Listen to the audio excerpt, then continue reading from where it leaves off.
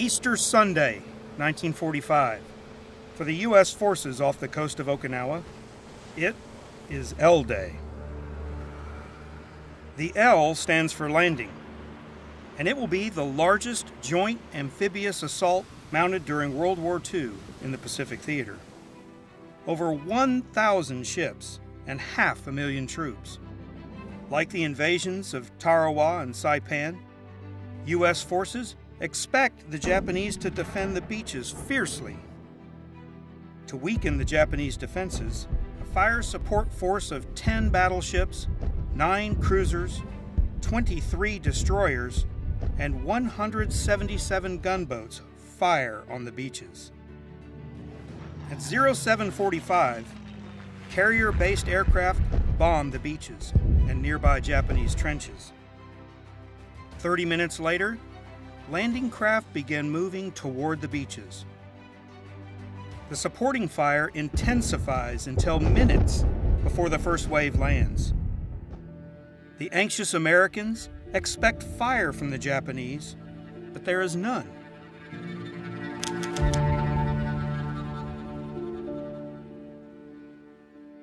As the heavy fire lifts, the silence is only broken by the muffled concussion of rounds impacting farther inland. The beaches are empty, except for American soldiers and Marines rushing ashore. Within the first hour, more than 16,000 troops come ashore. By 1000 hours, U.S. troops have secured both Yontan and Kadena airfields.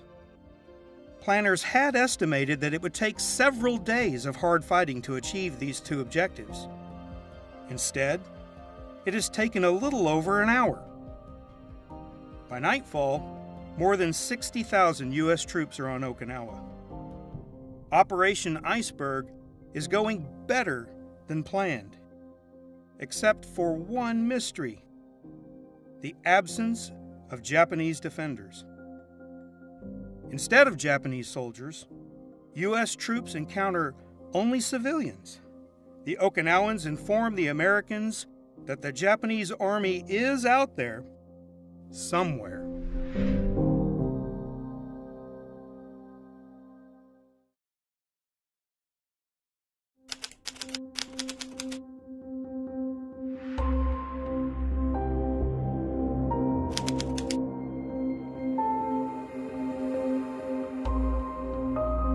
The invasion of Okinawa was the culmination of 3 years of operations in the Pacific against Imperial Japan. In March 1942, the newly formed British and U.S. Combined Chiefs of Staff issued a directive designating the Pacific Theater as an area of U.S. strategic responsibility. The U.S. Joint Chiefs later divided the Pacific Theater into 4 areas of operation: the Central Pacific, the Southwest Pacific, the South Pacific, and the North Pacific. U.S. planners developed a multi-campaign approach to press the Japanese on 2 fronts. The plan would enable U.S. forces to gain and maintain control over the logistics bases and sea lines of communication necessary to support operations across the vast Pacific Theater. As General Douglas MacArthur island hopped from the Solomons to the Philippines in the Southwest Pacific, Admiral Chester Nimitz's Central Pacific Forces launched a similar campaign in the Gilbert Islands in November 1943. By the end of 1944, U.S. forces controlled much of the Southwest and Central Pacific. Seizing Okinawa was not always part of the strategic plan for attacking the Japanese Empire. Initially, the Joint War Plans Committee envisioned MacArthur and Nimitz's forces linking up at the island of Formosa. General MacArthur's progress in the Southwest Pacific, however, prompted a reevaluation of this plan.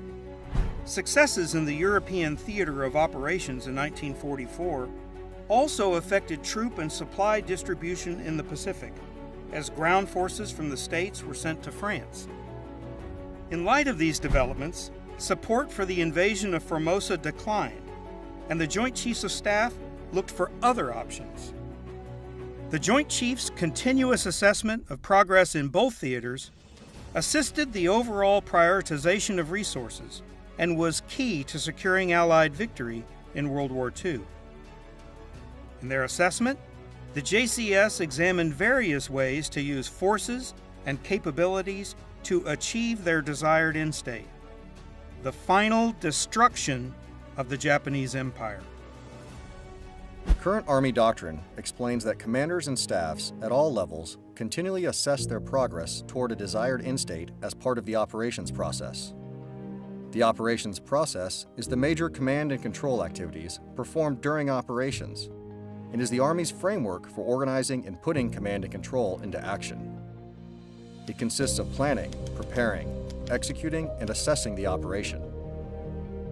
Unlike the other activities, assessment is continuous and occurs throughout the operations process to support decision-making. Assessment involves deliberately comparing intended outcomes with actual events to determine the overall effectiveness of force employment. Although there is no single way to conduct an assessment, commanders and staff often follow a 6-step process. Step 1. Develop the assessment approach. Step 2. Develop the assessment plan. Step 3. Collect information. Step 4. Analyze information and intelligence. Step 5. Communicate feedback and recommendations. And Step 6. Adapt plans or operations. In late September 1944, the lack of additional ground forces for an operation against Formosa precluded it as a viable option for the link-up of General MacArthur and Admiral Nimitz's forces. Planners assessed that sufficient forces were available for operations in the Bonin Islands at Iwo Jima and the Ryukyu Islands at Okinawa. On 3 October, as Allied forces advanced across France, the Joint Chiefs made the decision to invade the island of Okinawa. Codenamed Operation Iceberg, this effort became an important step in the campaign to defeat the Japanese Empire. Seizing Okinawa would provide the U.S. with additional air bases, anchorages, and staging areas for the planned invasion of the Japanese mainland. Just 1 week later, nearly 200 bombers attacked Okinawa.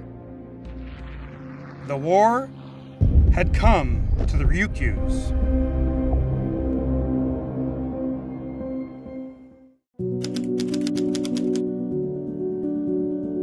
The Ryukyus are an island chain extending southwest from Japan to Formosa.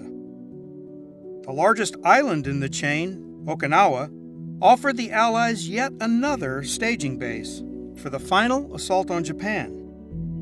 As U.S. forces advanced across the Pacific toward the Ryukyus, their knowledge of the islands and the enemy situation remained incomplete. U.S. forces acquired limited intelligence from Japanese prisoners of war, interviews with former inhabitants of the Ryukyus, and through aerial reconnaissance. Unfortunately, this intelligence was often inadequate, particularly for terrain analysis and estimating enemy composition, disposition, and strength. Current Army doctrine explains that the commander plays a critical role in the intelligence process. The intelligence process generates information, products, and knowledge about an operational environment during planning, preparation, execution, and assessment. An operational environment, or OE, is a composite of the conditions, circumstances, and influences that affect the employment of capabilities and bear on the decisions of the commander. In preparation for Operation Iceberg, U.S. commanders analyzed the mission variables of enemy, terrain, weather, and civil considerations to determine their potential effect on operations. Today, this process is called Intelligence Preparation of the Battlefield, or IPB, and it enables commanders and staffs to take a holistic approach to analyzing the operational environment. The IPB process consists of 4 steps. Step 1, define the operational environment. Step 2, Describe environmental effects on operations. Step 3. Evaluate the threat. Step 4. Determine threat courses of action. Step 1. Define the OE. Assists the commander in identifying relative aspects of the environment in time and space. This is especially important when considering the multi-domain characteristics of an OE.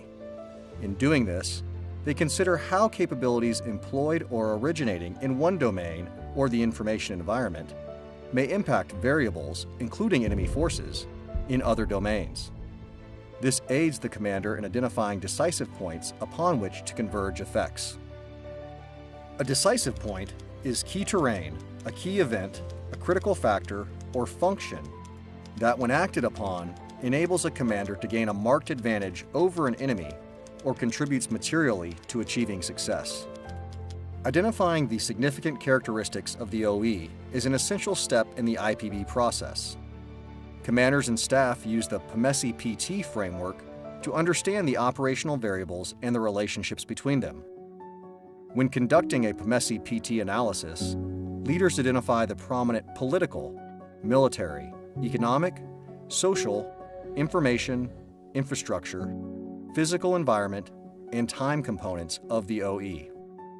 Commanders and staff then use A-scope to assess civil considerations and examine how areas, structures, capabilities, organizations, people, and events that are important to a society can affect the mission. Commanders and staff may build a crosswalk to visualize the relationship between the operational variables and the civil considerations. In planning Operation Iceberg, U.S. commanders considered the economy and the areas of the island in their assessment. On Okinawa, most of the island's 435,000 inhabitants subsisted on small-scale agriculture. The southern part was almost entirely cultivated and contained 3/4 of the island's population. U.S. commanders used this information about the island's terrain and land use to help define the operational environment. For Step 2 of the IPB, Describe environmental effects on operations, the intelligence staff describes how the terrain, weather, and civil considerations may affect friendly operations, enemy forces, and the local population. For Operation Iceberg, the target map prepared by American intelligence represented all that was known of the terrain and Japanese defenses on Okinawa. This incomplete map was based on aerial reconnaissance obtained in the fall of 1944, 6 months before the planned invasion. To make up for the lack of imagery, the Navy sent a submarine to take photographs of Okinawa's beaches. The USS Swordfish, under Commander K.E. Montrose, left Pearl Harbor on 22 December 1944. 3 weeks later, the Navy lost contact with the Swordfish. What U.S. commanders did know about Okinawa was that the island was a mix of complex terrain. Divided by the narrow Ishikawa Isthmus, the island's terrain differs greatly between north and south. The terrain in the north is rugged and mountainous. Southern Okinawa is a combination of limestone ridges and fertile valleys. When U.S. troops advanced from the beaches on L Day, they found nearly every acre of arable land cut into small fields.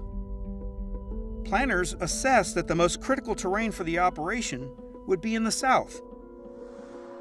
The purpose of Step 3, Evaluate the threat, is to understand how a threat can affect friendly operations. Although threat forces may conform to some of the fundamental principles of warfare that guide Army operations, these forces will have obvious, as well as subtle, differences in how they approach situations and solve problems. Understanding these differences is essential to understanding how an enemy force will react in a given situation. As U.S. forces approached Okinawa, the Japanese accelerated their defensive preparations. U.S. planners initially estimated that over 48,000 Japanese troops would defend Okinawa. They later raised the estimate to 55,000 and expected the Japanese would reinforce the garrison, increasing its strength to 66,000 by 1 April. In reality, the Japanese had prepared to defend the island with far more. Formed in March 1944, the 32nd Army, commanded by General Mitsuru Ushijima, was created to defend Okinawa. Its major subordinate units were the 24th Division, a heavy division with organic artillery and 3 infantry regiments, the 62nd Division, a light division with 2 brigades, but no artillery, the 44th Independent Mixed Brigade, and the 27th Tank Regiment. Additional forces, such as sailors and engineers, brought the number to 77,000. Another 20,000 conscripted Okinawa Home Guards and 750 middle school students increased the number of defenders to well beyond 100,000. During Step 4, Determine Threat Courses of Action, the intelligence staff identifies and develops possible threat courses of action, or COAs, that can affect the friendly mission. At a minimum, the staff identifies the most likely enemy course of action and the most dangerous course of action. To be valid, threat COAs should be feasible, acceptable, suitable, distinguishable, and complete. These COAs are then used to assist in developing and selecting friendly courses of action during the military decision-making process. Based on their experiences on Guadalcanal and Saipan, U.S. commanders estimated that the Japanese would aggressively defend the landing beaches and nearby airfields. They also expected a defense in depth, similar to the defenses at Peleliu and Iwo Jima. These earlier island campaigns had been bloody. Now, U.S. commanders had to prepare their forces for what they believed would be an even more intense fight for Japan's 5th largest island.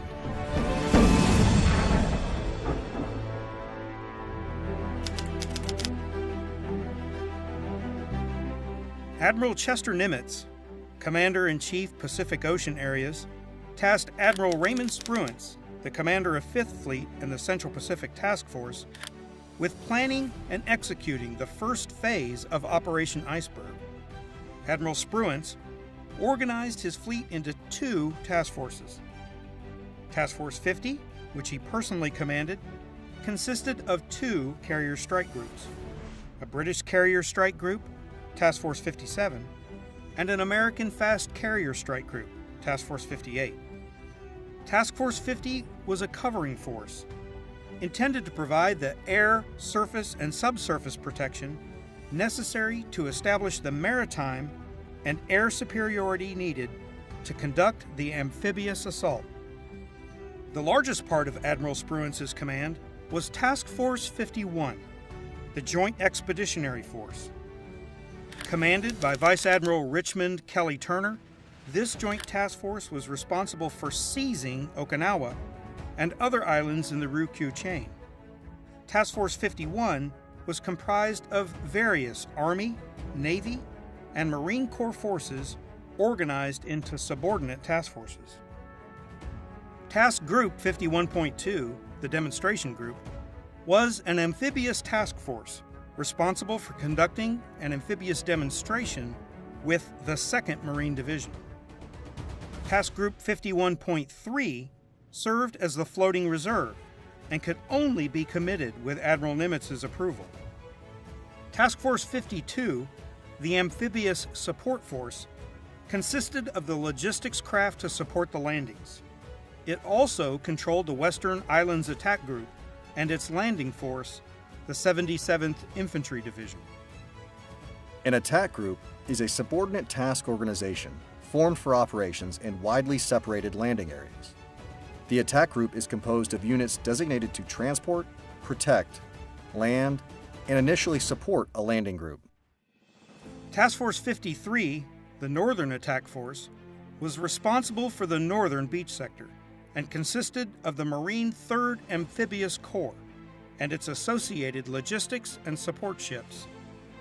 Task Force 54, the Gunfire and Covering Force, or in today's terms the Surface Fire Support Group, provided surface fire support for the landings and subsequent operations ashore. Task Force 55, the Southern Attack Force, was an amphibious task force charged with executing the main amphibious assault by landing the Army's 24th Corps on the southern beach sector.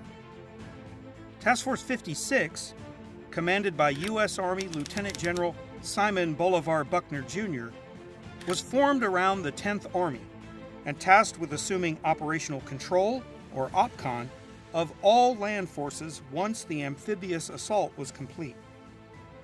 Activated in June 1944, 10th Army included both 3rd Amphibious Corps and 24th Corps, as well as its Tactical Air Force, which functioned as the Joint Force Air Component Command, or JFAC. Buckner also controlled the Naval Forces Ryukyus, which served as the Joint Force Maritime Component Command, or JFMC, to control and protect the sea lines of communication around Okinawa. Although a thoroughly integrated joint force, 10th Army functioned as both the Joint Task Force Headquarters and the Joint Force Land Component Command, or JFLC, placing considerable demands on Lieutenant General Buckner. Thankfully, Buckner was aided by two seasoned Corps commanders. Major General John R. Hodge commanded 24th Corps, which consisted of the 7th and 96th Infantry Divisions. Hodge was a veteran leader of Guadalcanal, New Georgia, Bougainville, and Leyte. 3rd Amphibious Corps, commanded by Major General Roy Geiger, consisted of the reinforced 1st and 6th Marine Divisions. Geiger had led operations on both Bougainville and Guam. While 10th Army had never directed a campaign, its corps and divisions had all been combat tested before the invasion of Okinawa. Rounding out Task Force 56 was the Army's 77th Infantry Division, commanded by Major General Andrew D. Bruce, and two divisions in floating reserve, the Army's 27th Infantry Division under Major General George W. Greiner, and the Marine 2nd Division under Major General Thomas E. Watson. In all, 10th Army marshaled approximately 183,000 service members. Of these, 116,000 troops were scheduled to land on 1 April 1945.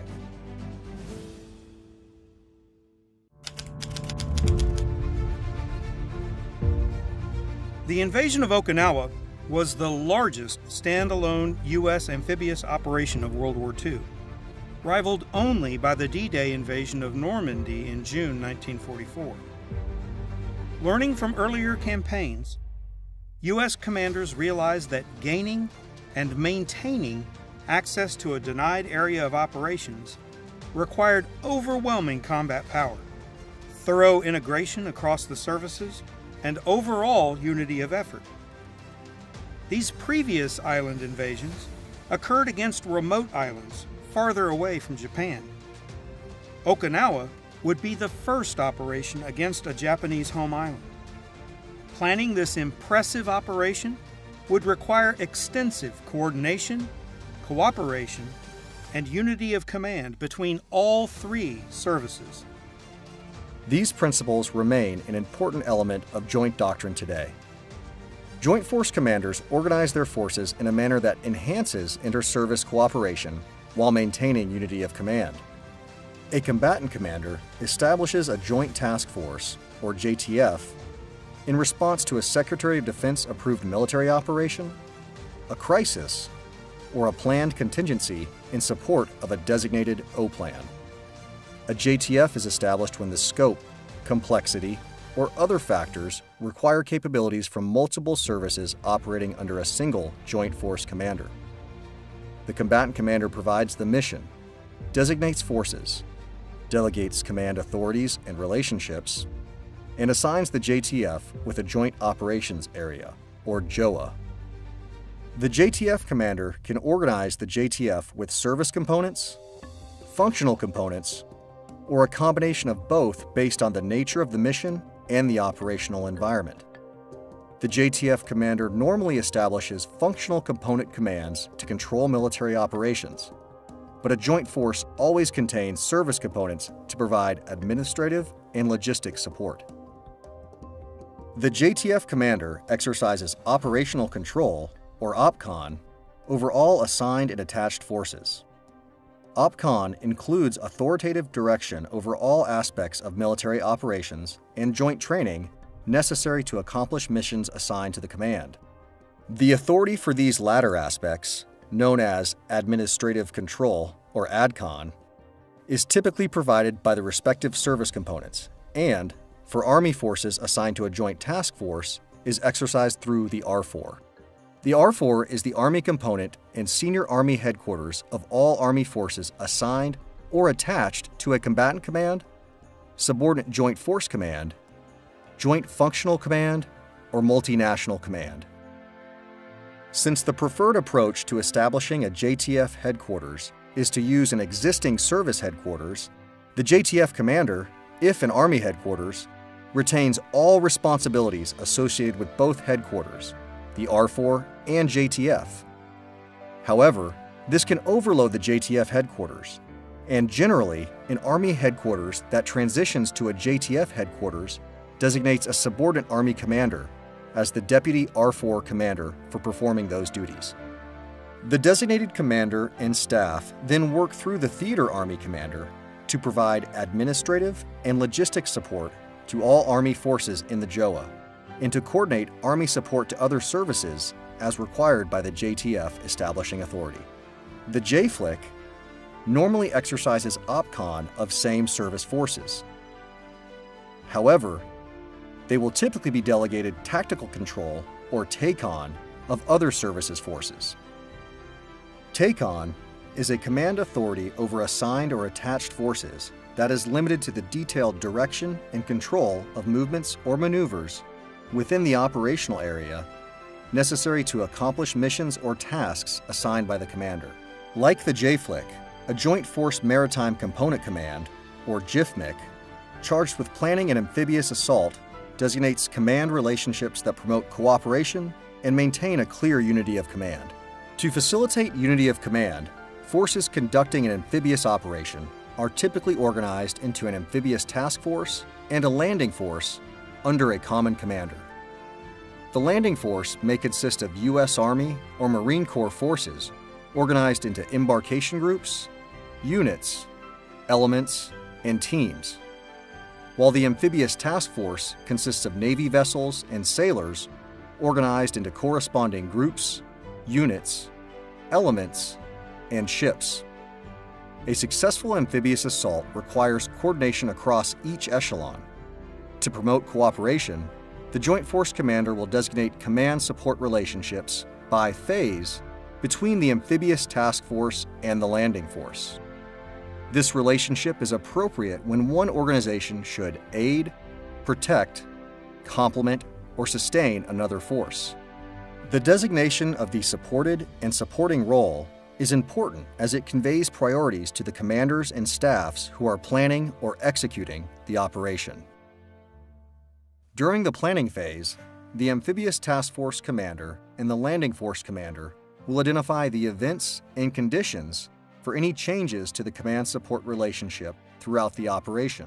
Since the landing force is responsible for the overall execution of operations ashore, command may potentially transfer from the Joint Force Maritime Component Commander to the Joint Force Land Component Commander once ashore. This transfer requires clearly established criteria, and careful consideration should be given to the Land Component Commander's ability to provide the necessary command and control and sustainment before a shift occurs. Joint command and control of the forces participating in the invasion of Okinawa generally followed current joint doctrine.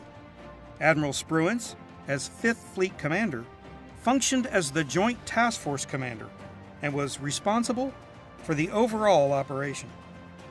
Admiral Turner and Task Force 51 functioned as the JFMC, retaining total control of the amphibious operation until the beachhead was secure, and Lieutenant General Buckner established his command post. Vice Admiral Turner's task force was not only responsible for landing Lieutenant General Buckner's Task Force 56, but also for preparing the landing area and providing fire support. Direct naval and air support was furnished by both Task Force 52, the amphibious support force, and Task Force 54, the surface fire support group. These forces prepared the main landing sites. In 1942, Vice Admiral Turner had brought the Marines to Guadalcanal. And now, nearly 3 years later, he was bringing the 10th Army to Okinawa.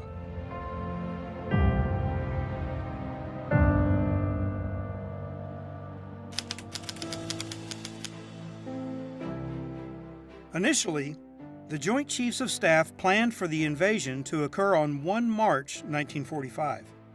But before the invasion of Okinawa could begin, General Douglas MacArthur had to liberate Luzon in the Philippines, and the Navy and Marines had to seize Iwo Jima. The success of these two operations would free up the landing craft and ground forces necessary for Operation Iceberg. When developing their concept of operations, commanders first visualized the decisive operation that directly accomplishes the mission. They then visualize how shaping and sustaining operations support the decisive operation. The decisive operation prioritizes effort and is the focal point around which the plan is developed.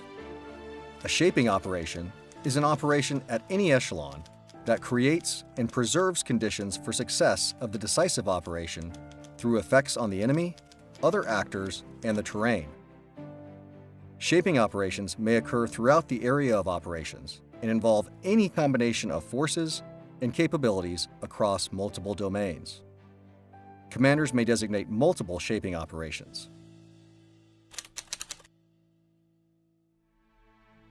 Key to Operation Iceberg's success was the isolation of Okinawa. Within a week of the Joint Chiefs' directive to seize the island, 5th Fleet began shaping operations with airstrikes against the Ryukyus. On 10 October 1944, Admiral Spruance directed Task Force 58 to destroy airfields and shipping infrastructure across the island chain. Additionally, heavy bombers from the Mariana Islands began making daily raids on Okinawa proper. The Joint Task Force continued to launch carrier-based strikes as part of its shaping operations throughout the winter and early spring of 1945. Just days before L-Day, aircraft from Task Force 58 targeted the Japanese islands of Kyushu, Shikoku, and Honshu. Although the Japanese on Kyushu launched an airstrike that left the USS Franklin in flames, the damage inflicted on the Japanese neutralized the enemy's ability to oppose the landings on Okinawa. By the time of the invasion, Americans had destroyed much of the Japanese aircraft in the Ryukyus and reduced the air threat from Kyushu and Formosa. Along with dropping bombs on Okinawa, 5th Fleet also dropped leaflets. In an effort to weaken the enemy's will to resist and persuade civilians to accept the Americans' presence, U.S. intelligence agencies prepared over 5 million leaflets to be dropped on Okinawa. Although planners expected an intense fight for the island, they attempted a targeted military information support operation to influence the Japanese defenders to either desert or quickly surrender. Vice Admiral Turner also planned a deception operation to confuse the Japanese 32nd Army as to the actual location and strength of the main landing force. For this, he chose Task Group 51.2, the demonstration group. Just as its name suggests, this amphibious task force was responsible for conducting an amphibious demonstration with the 2nd Marine Division. While the main effort landed on the west coast, the 2nd Marines executed a simulated landing on the opposite side of the island. Turner intended this action to deceive the enemy into believing that the landings would be made there as well as on the Hagashi beaches. To simulate an actual assault, landing craft and amphibious tractors under a smokescreen carried Marines toward the rocky and almost non-existent beaches near Minatagawa. At 0830, H-hour for the main assault, all boats reversed course. The Marines repeated the demonstration the next day, then joined the rest of 10th Army. In addition to the deception operation, U.S. forces needed to seize the Kurama Islands to the west of Okinawa to set conditions for the invasion. Not only would this complete the isolation of Okinawa, it would also provide deep water anchorages and serve as a logistics base to sustain the wider operation. Admiral Turner ordered the Western Islands Attack Group and its landing force, the 77th Infantry Division, to seize the islands.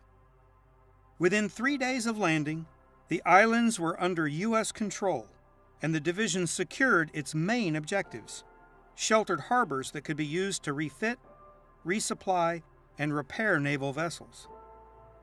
The Kurama Islands would play a vital role as the logistics hub for sustaining operations required to support a lengthy and resource-intensive joint operation. Sustaining operations enable the decisive operation or shaping operations by generating and maintaining combat power. Sustaining operations focus internally on friendly forces, while decisive and shaping operations focus externally on the enemy or environment. Sustaining operations include personnel and logistics support, support area security, movement control, terrain management, and infrastructure development. Along with isolating Okinawa, Admiral Turner's task force also had to control the airspace and reduce obstacles on the island. During most joint operations, the JFAC exercises airspace control authority. However, during operations where the Joint Force Commander has established an amphibious objective area, or AOA, the airspace control authority may delegate control of specific airspace to the JFMIC or the Amphibious Task Force Commander. The Navy Tactical Air Control Group then controls air operations in the AOA through the Tactical Air Control Center and coordinates with the JFAC's Air Operations Center for additional support.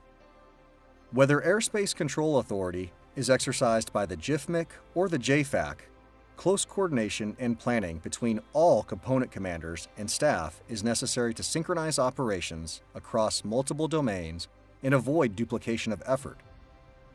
Plans should usually provide for the rapid seizure of existing airfields, airfield-capable sites, and sites for early warning and air control. This enables the early deployment ashore of aviation elements and extends the radius of warning and control. Air operations, prior to an amphibious assault, are typically conducted to satisfy intelligence requirements and reduce enemy forces and defensive installations in the landing area. During ship-to-shore movement, pre-planned airstrikes assist in creating exploitable gaps within the landing area. Once the amphibious task force is making its final run to the beach, air support, integrated with naval surface fire support, is used to neutralize beaches, landing zones, approach routes, and adjacent key terrain. Much like today, from 28 to 31 March 1945, Navy and Army commanders closely coordinated air missions with 10th Army's planned ground operations. Based on limited reconnaissance, Lieutenant General Buckner requested that aircraft again concentrate on potential enemy positions in southern Okinawa. With these operations complete, Vice Admiral Turner's Joint Task Force was ready to begin the invasion of Okinawa.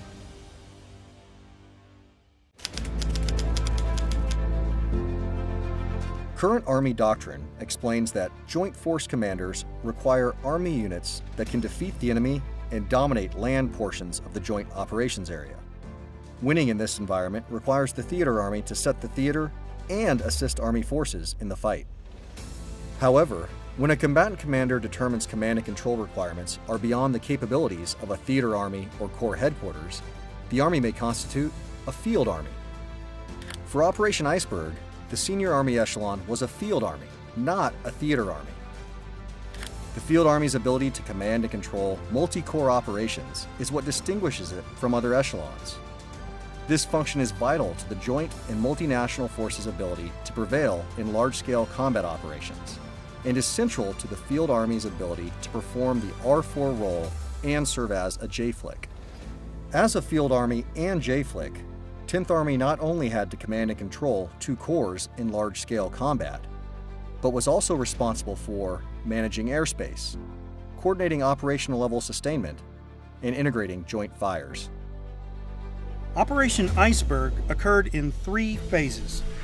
Phase 1 began 6 days before the main assault, with supporting landings on nearby islands.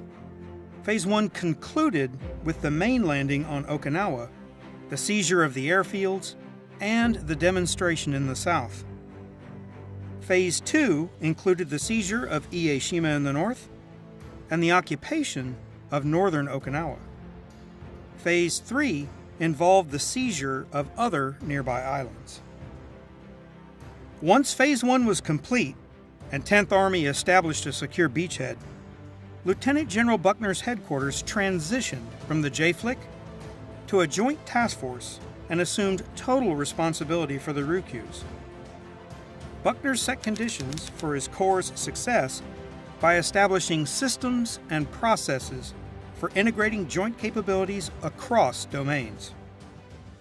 To integrate multi-domain fires, Buckner insisted that corps and division commanders use their fire support elements to coordinate naval gunfire, air support, and artillery. These fire support elements would then collect, prioritize, and disseminate data on targets suitable for attack, and then conduct post-strike assessments to determine the munitions effects and the battle damage incurred. Requests for external fire support were screened and prioritized as they passed through the various echelons' fire support elements for approval. At echelons above division, the Fire Support Coordinator, or FISCORD, works closely with the respective Air Operations Center, Battlefield Coordination Detachment, and other unified action partners to deliver timely and accurate cross-domain and multi-domain fires. Multi-domain fires are fires that converge effects from 2 or more domains against a target. Surface-based fires converged with other effects across domains create multiple dilemmas, taxing the enemy's ability to effectively respond. Lieutenant General Buckner also worked closely with his corps commanders to outline his intent for them as tactical formations maneuvering subordinate divisions.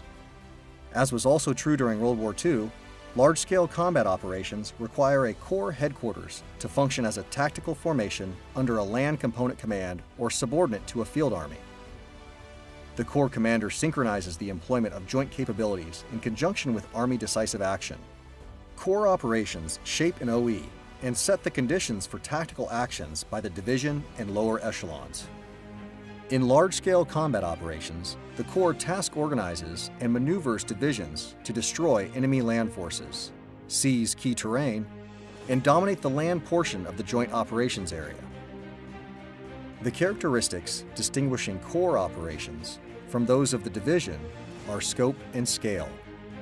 The Corps focuses on shaping conditions for its divisions by use of its assets, enablers, and leveraging joint capabilities. The ability to execute deliberate and dynamic targeting is a critical capability of the Corps, as is the ability to comply with the Theater Airspace Control Plan. Today, the division is the Army's principal tactical warfighting formation during large-scale combat operations. When serving as a tactical formation, divisions conduct battles and engagements as part of a larger campaign under the control of a Corps. A division commander employs brigade combat teams with aviation, fires, intelligence, and joint capabilities as part of a combined arms approach during operations. Joint capabilities coordinated through the Corps are enablers for the division, allowing the division commander to shape conditions for subordinate brigades and weight the decisive operation or main effort. 10th Army's decisive operation was 24th Corps' attack to defeat the Japanese 32nd Army in southern Okinawa. In the initial phase of the attack, 24th Corps had OPCON of the 7th and 96th Infantry Divisions. Its immediate tasks were to land south of Hagashi, secure Kadena Airfield, coordinate their advance with 3rd Amphibious Corps' maneuver elements, and protect 10th Army's southern flank. 3rd Amphibious Corps' responsibilities mirrored those of 24th Corps. It was to land north of Hagashi, secure Yontan Airfield, and coordinate with 24th Corps while protecting 10th Army's northern flank. Once it achieved its L-Day objectives, the Corps would commence Phase 2 of the operation and clear northern Okinawa. But first, 10th Army had to assault the Hagashi beaches, where Buckner and his staff believed the Japanese 32nd Army was waiting.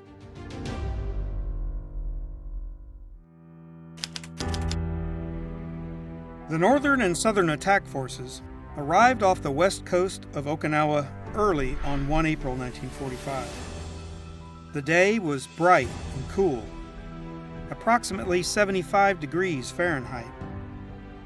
With no surf on the beaches, more favorable conditions could hardly be imagined. 3rd Amphibious Corps landed with the 1st and 6th Marine Divisions. 24th Corps landed with the 7th and 96th Infantry Divisions. The 6th Marine Division was to capture Yontan Airfield first, and then advance to the Ishikawa Isthmus to secure the beachhead in the north by L+15. The 1st Marine Division was to advance across the island to the east coast, cutting the island in two. South of the Corps boundary, the 7th Division was to seize Kadena Airfield and then advance to the east coast as well. The 96th was tasked with capturing the high ground above the beaches before moving along the coastal road to secure the beachhead in the south by L+10.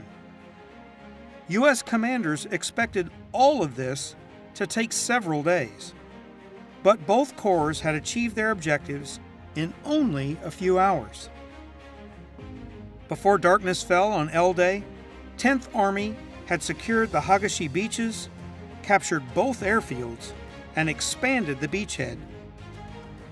As the Americans landed, the Japanese laid in wait along heavily fortified defensive lines in southern Okinawa. Rather than meet the Americans on or near the beaches, General Yoshijima planned to draw U.S. forces into well-prepared engagement areas farther inland. On both Peleliu and Iwo Jima, the Japanese defenders had used caves and tunnels in their defenses. Similar to Okinawa, these defenses remained largely untouched by U.S. naval gunfire and airstrikes. The island's caves and ridges greatly enhanced survivability and provided excellent observation and fields of fire for the defenders. On Okinawa, the limestone and coral, reinforced with concrete and wood, produced strong, almost impenetrable defenses that required attacking U.S. forces to develop new tactics and weapons to defeat them. The Japanese 32nd Army also constructed a complex tunnel system throughout the southern half of the island. This Naha, Shuri, Yonabaru line, later known simply as the Shuri line, was where the bulk of the 32nd Army awaited the American attack. As U.S. soldiers advanced south in the week following L-Day, they eventually ran into the heavily fortified Japanese positions of Yoshijima's 1st defensive line at Kakuzu Ridge. The Americans' rapid advance and sweeping gains on Okinawa had come to an end, and the hard fight was about to begin.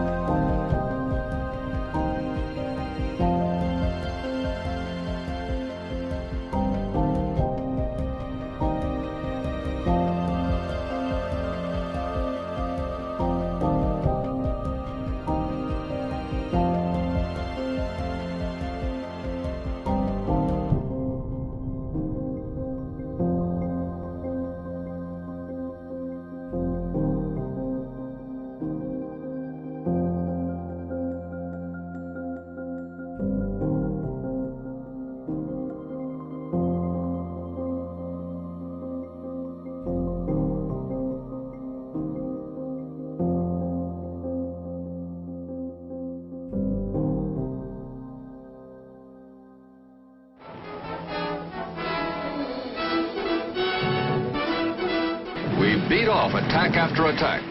They couldn't stop us now.